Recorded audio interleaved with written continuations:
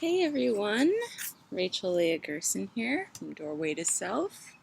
I am coming to you on this Thursday morning in a recorded video on YouTube to give you this week's card of the week, which comes from the Medicine Cards deck by David Carson and Jamie Sams.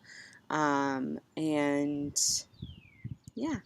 I wasn't able to hop on live tomorrow because I will be at a goddess ceremony retreat. So I'm really excited to be holding space there once again. It's one of my favorite retreats to hold space at. So it's always a pleasure and an honor to partner with Cassandra Wilder in doing that. And I'm super excited, but I wanted to make sure that we got a chance to kind of talk about this guy. I know that on live it's easy to kind of comment and ask questions, which is why I do it, but you can feel free to do the same on this YouTube video. Please comment with any questions that you have or any comments that you have. If something comes up for you and you want to let me know, or you want to let everyone else know, or whatever, by all means, please do. So welcome. We're talking about lizard today.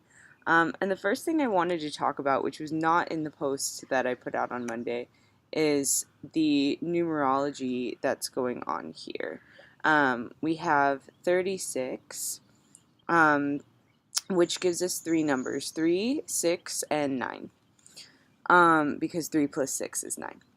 So when we look at the numerology of this card, 3 is about communication, creativity, transformation, alchemy, etc. We're looking at the transition from childhood to motherhood, or fatherhood to cronehood, or being an elder. We're looking at the transition from being conceived to being a human to death. We're looking at the transition from, being a seed underground to shooting up to becoming a flower, whatever it is, or a tree. 3 is about transition.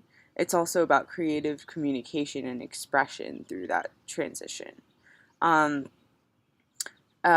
6, well, let's just talk about this for a minute, actually. So the lizard, as I wrote about, many breeds of lizards have the ability to drop their tail when they're in a sign of danger. So all of a sudden, this part is like, it's gone, the end. And it's not like it loses it forever, because it grows a new one. And so that's both a communication, a creative communication, and also a transition. So you're transitioning from the old tail to no tail to new tail. It's also, like I said, it's creative communication. It's the lizard dropping its tail is its way of saying, "Haha, you can't catch me," or or yeah, I've protected myself, and it doesn't matter if you take this part of me, because another part's just gonna grow back.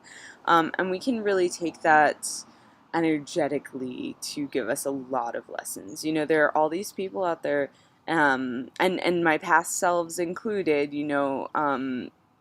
oh yeah, so and so is stealing my energy, or oh, I was around this energy vampire yesterday and they took a bunch of my energy. Well, if you are connected enough with your energy can neither be created nor destroyed, but it can be transformed.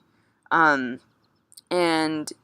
so what we're talking about here is finding more of yourself to put out into the world. So somebody takes your tail, too bad, you are growing a new one. Somebody takes a little bit of your energy, that's fine, because you can pull more from the earth, or you can pull more from universe, or you can pull more from ether, or whatever you want to call it. whatever feels most comfortable for you, as long as you're not pulling it from another person, because psychically that's just ethically totally wrong. But even unless they're giving it to you, but that's a whole other. I mean, ethics are sticky, right? Um, so yeah, it's about learning how to repurpose yourself, learning how to replenish yourself. It's about learning that you are infinite and you have the opportunity and the possibility to make yourself infinite. You're not just a pool of energy that, drains out. You can make yourself that way, but you can also learn how to replenish yourself, and make your cup unlimited. Um, so that's first thing. And I think that really goes along with psychic protection as well. Learning when to let that part of yourself go. Learning, okay, like this one I did touch on in the write up on Monday. For those of you who are just tuning in for the first time, on Mondays I do the card pull. Actually, I do the card pull on Sundays. And those of you who are on patreon.com/doorway to self, supporting me in that way, you get to see the card on Sunday afternoons. And those of you who are not, and are supporting me energetically, you get to see the card on Monday, and I do like a little paragraph write up that kind of describes a little bit of what's going on with the card of the week. And then on Fridays, although on this, I guess in this case, on Thursday for me, Friday for you, I do a video either live or recorded to YouTube, kind of going a little bit more in depth into what does this mean. So yeah, I did write a little bit about this, is learning when to let parts of yourself go. Learning when that anger is not serving you. Learning when ignoring that anger is not serving you. Learning when, hard habits are not necessarily serving you anymore. Maybe let's say you let's say you eat really late at night, and I'm super guilty of this, so I'm using my own example here. Let's say you eat really late at night and you're realizing that maybe it's not the best thing for your digestion, but you're really hard-headed about it because you're like, this is my lifestyle, this is how I live, blah blah. Maybe it's time to change that. And maybe it's time to let that part of yourself go, because that is a part of yourself. It's your identity. It's a part of your identity of like, oh, I'm someone who eats late. Like, that's part of your identity. So there's that. 6. It's hard, like, this camera is backwards from where I'm used to it being. I don't know. Anyways, it's like mirroring, so I'm trying to figure out which hand is which as I'm looking at myself.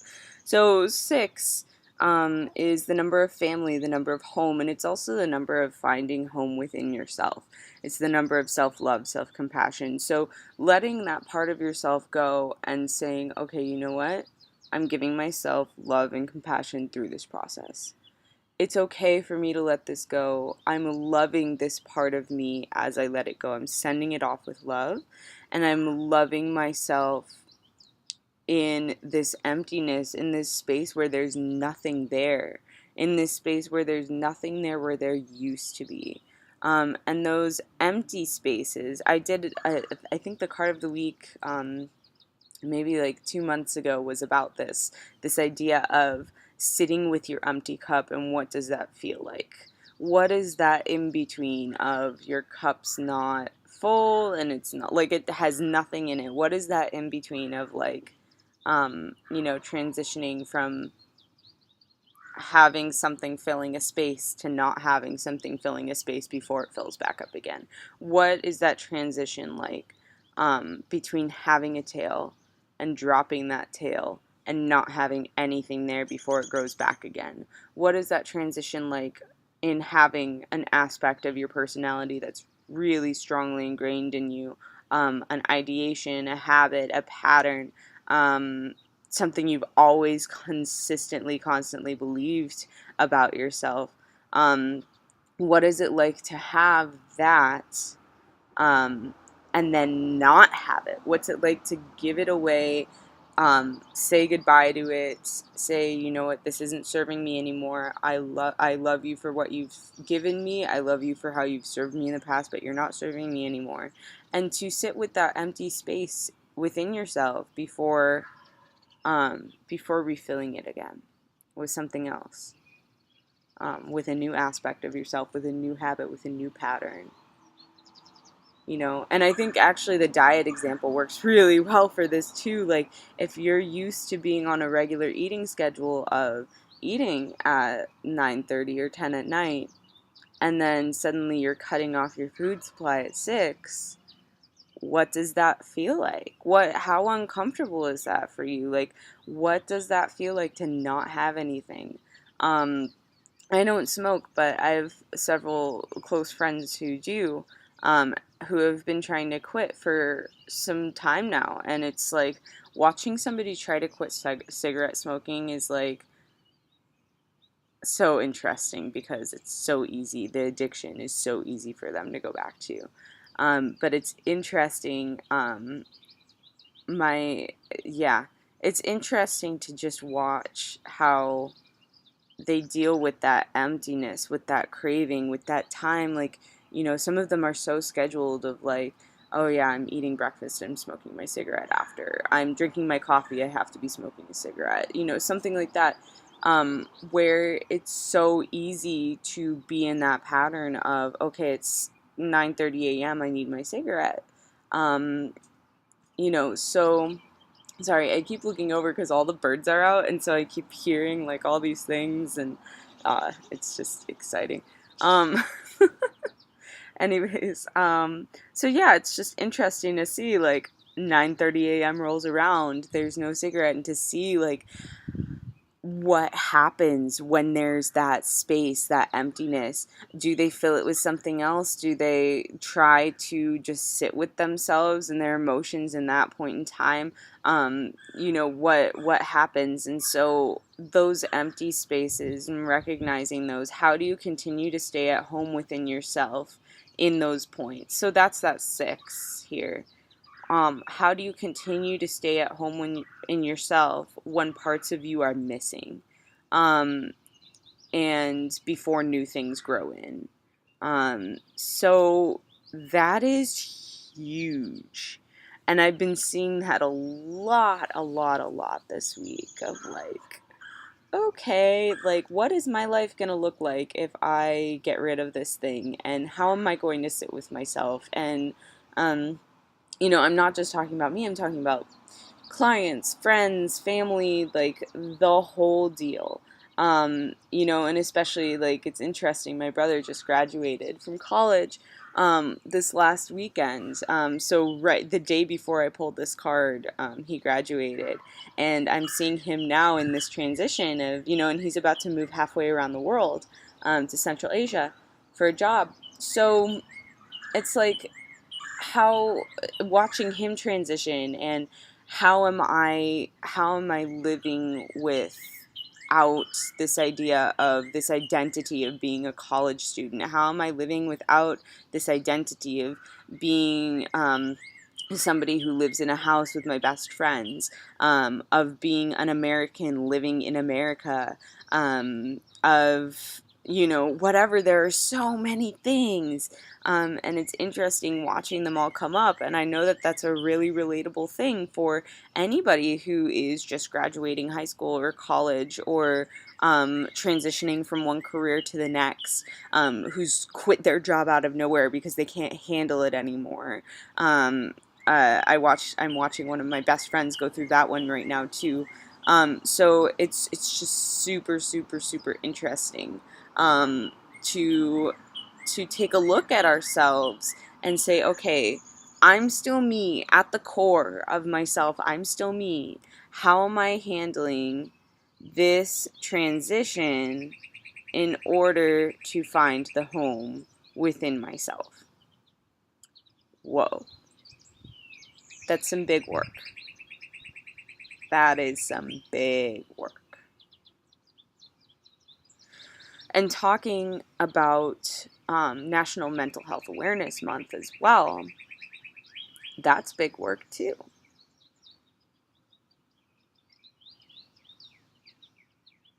You were yourself, and then you got a diagnosis. Or somebody was themselves, and then they weren't. Somebody you knew was themselves, and then they weren't. And I have all sorts of psychic, energetic explanations for all of that. Because I don't believe that it's all completely chemical. I think that the psychic stuff induces the chemical stuff in a lot of cases, if not in most cases, if not in all cases. But I'll be getting into that. You can catch me live with Cara Dake. She's the owner, operator, creator of the Fuel Tank, which many of you have seen me post events about. And she and I will be diving into Mental Health Awareness Month and what that means psychically, and my views on mental health and her views on mental health, and blah, blah, blah, blah, blah. Just amazing, amazing, amazing, amazing. I'm super, super excited for it. So you can catch us at 2:22 p.m. Eastern, 11:22 p.m. or a.m. Pacific on the 21st of this month. So May 21st, 2:22 Eastern, 11:22 a.m. Pacific. Yeah, I'm super excited about this. But anyways, regardless, tangent. So what is it like? Yeah, and then what is it like to figure out that the diagnosis you were given is wrong, or the diagnosis you were given was a lazy diagnosis, or the diagnosis you were given is actually an explanation for your psychic abilities, which you had absolutely zero control over before because you didn't understand them and you didn't understand how they worked. And this is why I do what I do. This is why I do what I do, guys, because there are so many. I was misdiagnosed bipolar and then undiagnosed 2 years later after I started doing my empath work. Seriously, this is real. This is real. See, I got passionate there. This is so real. I try not to curse because I want kids to watch my videos too. That was actually the first time I've cursed. I caught myself. I didn't say the actual word. Just saying. Mom, don't be mad. If you're watching this with your kid, please don't be mad. Anyways.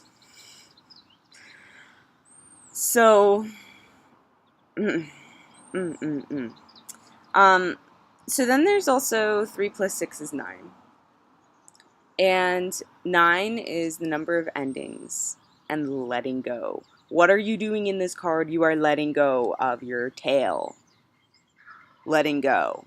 Letting go of the past. Letting go of old expectations of yourself. Letting go of old ideations of yourself. Letting go of the old boxes that you used to put yourself in. They've gotten soggy. There are roaches growing in them. Throw them away. Find a new box. Or don't find a box. Just find yourself. I think boxes are just there because they make us comfortable. And they make us comfortable because they make society comfortable. And when society's uncomfortable, it tends to make us feel uncomfortable. But that shouldn't be how we live anymore. Endings. 3 + 6 is 9. 9 endings. Just saying. So, the other thing that Jamie Sams and David Carson, the authors of this deck, talk about in their description, because I do, when I write about these cards, when I pull these, I really feel into them first, and I give my interpretation. And then sometimes when it's something like, when it's something like something to do with shamanism, sometimes I will look it up just because I want to be accurate in what I'm saying according to tradition as well. Um, uh, I have my feelings on um, cultural appropriation. I've had my questions about using this deck because of that. I'm going to leave it at that. But I do think that it's important um, in order to not appropriate a culture, to do your research and to make sure that you are representing it the way that it's asking to be represented. Um, this deck is based on several different Native American traditions, not just one. I want to make it really clear that every single Native American tradition is completely different. They're all based in their own cultures. Every tribe has its own culture and its own beliefs. So if you're somebody who's grouping Native American in one whole thing, that's like saying that um, that's like saying that Irish mythology and Norse mythology are the exact same thing. So not cool. Take a look at yourself. Anyways, um, so the authors of this deck write about how this is a signifier of the dream world and that your dreams will be coming to you. And the crazy part is, or not so crazy part, is that literally the morning that I pulled this card later in the day on Sunday, and the morning of the day I pulled this card, I got like 3 or 4 messages from different people or clients, well, clients are people from different clients or people who are interested in working with me about dream interpretation and these different dreams that they had had, and can we delve into these? And then I pull this card and I'm like, blah blah blah. Oh, okay, it's about letting go, it's about self-preservation, protection, regrowth, blah blah blah blah blah. And then I look at Sam's and Carson's explanation of it, and it's all about looking at the unconscious, looking at the dream world. And what they say too is that lizards a lot of the time they live in the shade. They live under rocks, in caves, in little holes in the ground, whatever it is, but they like to live in the shade. And so are we looking at the subconscious parts of our minds? Are we taking the time to delve into that? Subconscious, unconscious. Also, are we taking the time to look at our shadow aspects? But like literally, are we living in our shadows? Have we burdened ourselves? And again, this goes with, where's the tail? There's the tail. This goes with the tail too of, are we living in our own shadow? Are we living in these habits or these patterns that are super unhealthy for us, that we're overshadowing our own selves, that we're not giving ourselves enough credit, that we're not giving ourselves the opportunity to step into our full selves in the light. And for those of you who know me, I'm all about the balance. I'm like, you gotta know what's in that shadow in order to come out to the light, and not be afraid of it. I did a class when I was in undergrad. It was just like one weekend or something, and it was about like movement with energy and like it was pretty cool. But one of the things they did, the facilitators, it was 2 facilitators, and one of the things they did was they had us close our eyes and feel into movement-wise different experiences.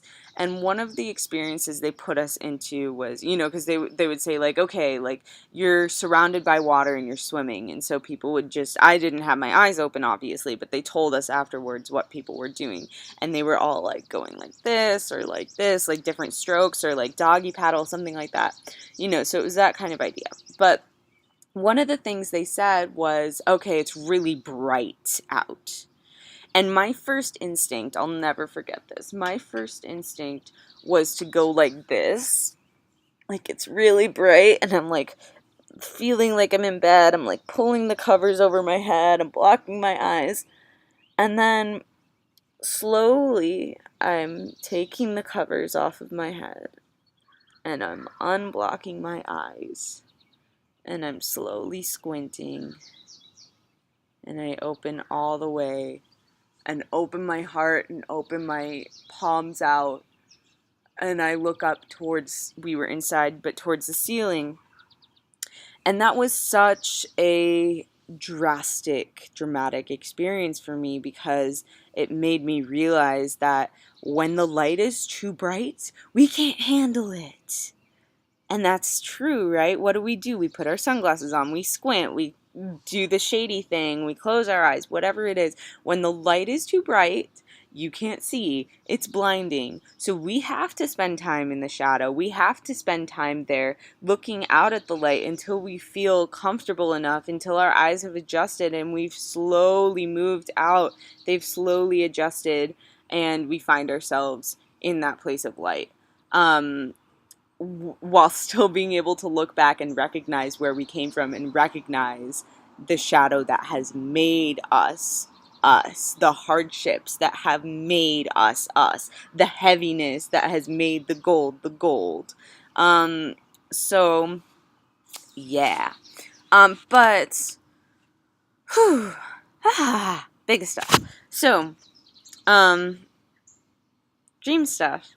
So they were saying that because Lizard lives in the shadows, it's not necessarily completely about shadow work per se. It's more about uncovering the unconscious. And I take it as both, right?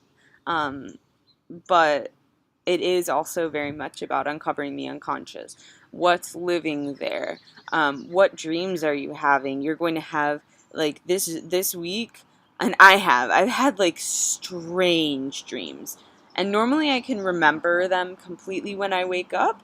But this last couple of weeks I haven't been able to completely remember. Normally I find that what happens with me with dreams is the complete opposite of what happens with most people. I usually dream super vividly, and I go to all these crazy places, and I wake up and I remember all of it. And it's like really detailed. It's like a full 90-minute movie. It's like, whoa. And so this week I've been having those, but I've woken up and I like have that split second where I remember, and then it kind of just automatically goes away, which is what happens to most people.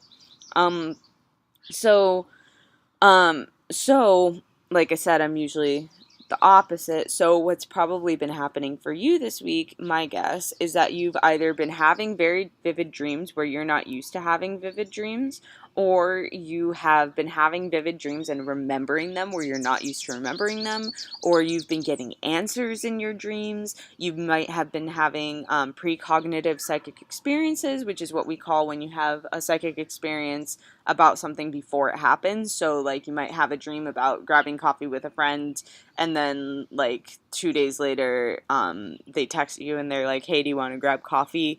And you're like, sure, where? And they're like, oh, this place, blah blah. You're like, oh, I've never been there. And then you show up to the place and you walk in and they're at the exact table in the exact place that was in your dream. That would be a precognitive psychic experience. So you like dreamed about the situation before it happened. So many of you have probably been experiencing a lot of that this week, and also a lot of finding answers in your dreams. Maybe some obscure things that might be signs or symbols that you look into and you're like, oh, okay, I understand that this means this for me. I caution you to stay away from dream interpretation books, the internet, looking it up, etc., because those can be really great resources. They can also be setbacks, because our subconscious picks up stuff and interprets it the way that we have the lens for. So I encourage you to not be lazy and to ignore your anxiety. Well, feel your anxiety. Really feel your anxiety around not knowing what it is and your excitement about wanting to know what it is, and etc. Feel all of that, but don't let it propel you to looking it up. Let it propel you to sit with it, Or maybe even ignore it, and the answer will come to you. You will understand. For some people, roses mean love. For other people, roses mean war. Where did you come from? What is your ancestry? What are the ancestral beliefs in your family? What are your beliefs? What lens did you grow up with? Because that's where your dream interpretation is going to come from. So, without further ado, before my computer dies, I hope that this has been gravely informative for you, and that you have enjoyed working with Lizard this week. You still have, let's see, Saturday as well, all of the rest of what's today for you, tomorrow for me. Hey, time hop. You still have all that time to be working. And if it's like, if you're like, okay, 1 week is too fleeting, like, that's the thing. These cards are for the general collective. These cards are for the world. What's the world experiencing right now? And so if this is something that you're like, I'm not ready to let go of this energy yet, then don't. Hold on to it for a little bit. I'm still working with the card from last week. I'm still like, okay, this is still happening in my life, and I still need this right now. I still need to work with this. So if you still need to work with the lizard, then do. No one's telling you no. Just because it's the card of the week doesn't mean it's your card, not your card of next week, or the month, or your life. I don't know. Some of you, this may have been, the 6th time you've seen a lizard in a week, and you're like, okay, now I have to look at that, and next thing you know, it's your companion astrally for the rest of your life. I mean, it could be anything. Don't let these videos by me or anybody else tell you what anything is. You are your own person. Okay, love you. Rachel Leah Gerson, Doorway to Self. You can find me on Facebook, Instagram, YouTube, doorwaytoself.com, and patreon.com/doorwaytoself if you want to support psychic education and all that goodness.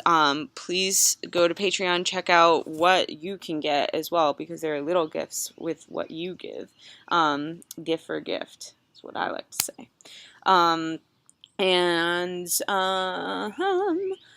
The 17th, April 17th, for those of you who are, May 17th, for those of you who are in Grand Rapids, 6:30, the Remedy House GR. I am doing Astrology 101, donation powered. Email doorwaytoself@gmail.com if you'd like to reserve a space. And you can also email that address as well if you're interested in doing a private one-on-one with me. So, that's where it's at.